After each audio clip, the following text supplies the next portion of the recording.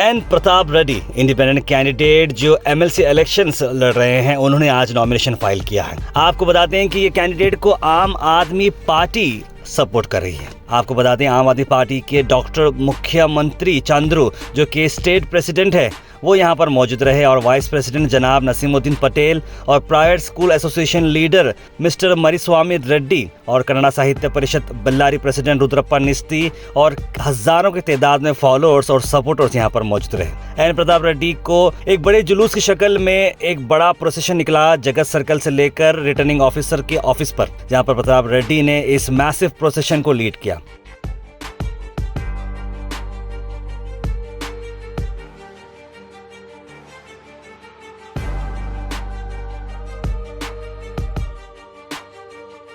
आपको बताते हैं कि प्रताप रेड्डी इससे पहले जेडीएस के कैंडिडेट रहे हैं 2018 के लेजिस्लेटिव काउंसिल इलेक्शंस में नॉर्थ ईस्ट ग्रेजुएट कॉन्स्टिट्यूंसी के। उसके बाद उन्होंने काफ़ी अच्छी लीड्स ली थी फर्स्ट 3 राउंड्स में। उसके बाद उन्होंने इलेक्शन हारा, बहुत ही कम वोटों से, इनवैलिड वोट की वजह से उन्होंने इलेक्शन हारा था। लेकिन इस बार एन प्रताप रेड्डी अपनी कैंपेन स्टार्ट कर चुके हैं 1 साल पहले से ही और एक सिग्निफिकेंट प्रेजेंस अपनी लोगों में छोड़ चुके हैं। इस बार आम आदमी पार्टी उन्हें सपोर्ट कर रही है और CPIM का भी उन्हें सपोर्ट मिल रहा है और उम्मीद की जा रही है कि प्रताप रेड्डी इस बार कंफर्टेबल मार्जिन से जीत हासिल करेंगे। आइए देखते हैं इस इवेंट के शॉर्ट हाइलाइट्स।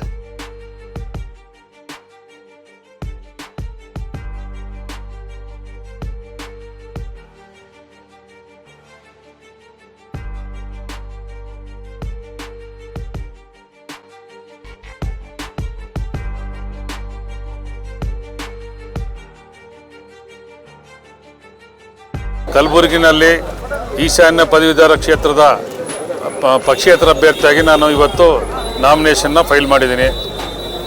ನನ್ನ ಜೊತೆಯಲ್ಲಿ ನಮ್ಮ ಮನೆಯವರು ಕೂಡ ನಾಮಿನೇಷನ್ ಫೈಲ್ ಮಾಡಿದ್ದಾರೆ.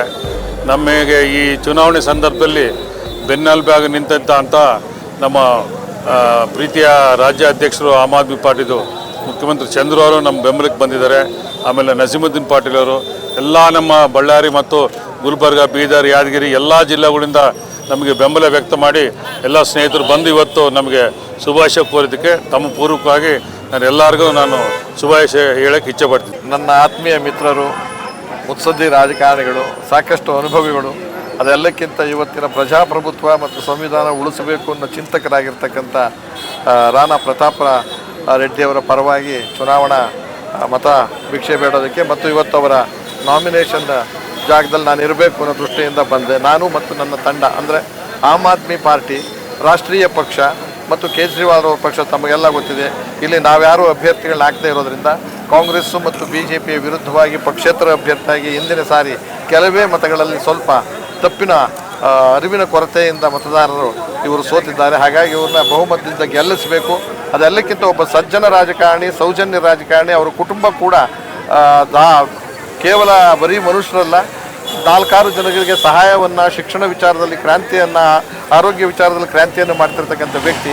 ಹಾಗಾಗಿ ನಾನು, ನಮ್ಮ ಅಲಿಗೇಗೌಡರು ಮತ್ತು ನಸೀಮುದ್ದೀನ್ ಶಾ ಮತ್ತು ನಮ್ಮ ಪಕ್ಷದ 7 ಜಿಲ್ಲೆಯ ಅಧ್ಯಕ್ಷರು ಸೇರಿ ಇವ್ರನ್ನ ಬಹುಮತ ಗೆಲ್ಲಿಸೋದಕ್ಕೆ ಮತ ಕೇಳೋದಕ್ಕೆ ಬರ್ತಾ ಇದ್ದೀವಿ.